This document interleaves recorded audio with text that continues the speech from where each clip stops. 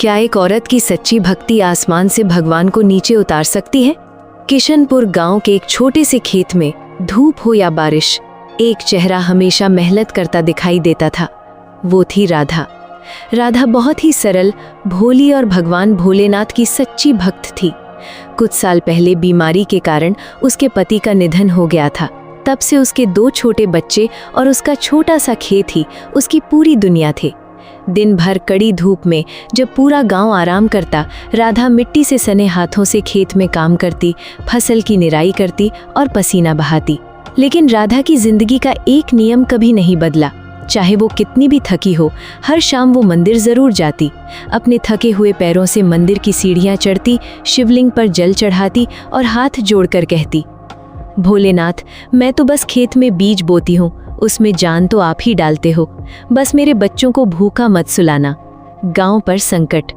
समय बीतता गया और उस साल किशनपुर गांव पर बड़ा संकट आ पड़ा। मॉनसून नहीं आया। महीनों तक आसमान में बादल का एक टुकड़ा भी नहीं दिखा। जो मिट्टी कभी खुशबू देती थी, उसमें बड़ी बड़ी दरारें पड़ गईं। कुएं और तालाब सूख गए।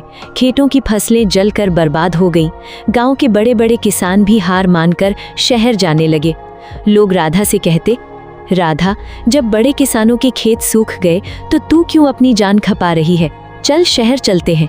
लेकिन राधा का विश्वास अटल था। वो कहती, मेरा महादेव यहीं है, मैं अपना खेत छोड़कर कहीं नहीं जाऊंगी, वो सब देख रहे हैं। राधा रोज सूखी जमीन में मेहनत करती और शाम को मंदिर जाकर भोलेनाथ से पूरे गांव के लिए बारिश की प्रार्थना करती। वो भयानक दोपहर। एक दिन जेठ की तपती दोपहर थी। सूरज आग बरसा रहा था। इतनी गर्मी थी कि पक्षी भी अपने घोंसलों से बाहर नहीं निकल रहे थे। राधा सुबह से भूखी प्यासी खेत में काम कर रही थी। प्यास और तेज धूप के कारण उसकी आंखों के सामने अंधेरा छाने लगा। अचानक उसे चक्कर आया और वो खेत में अपनी कुदाल के सहारे जमीन पर गिर पड़ी। उसी समय उस सुनसान खेत में एक अद्भुत घटना हुई। मंदिर की दिशा से एक साधु महाराज आए। उनके चेहरे पर तेज था और गले में रुद्राक्ष की माला थी। उन्होंने राधा की हालत देखी और अपने कमंडल से पानी निकालकर उसके चेहरे पर छींटे मारे। चमत्कार! जैसे ही ठंडे पानी की बूंदें राधा के चेहरे पर पड़ी, उसे होश आ गया। साधु महाराज ने उसे पानी पिलाया। राधा ने हाथ जोड़कर कहा, बाबा, आप इस भयानक धूप में कहाँ से आए? मेरा खेत तो सूख चुका है, मैं आपको कुछ खिलाने के लायक भी नहीं हूँ।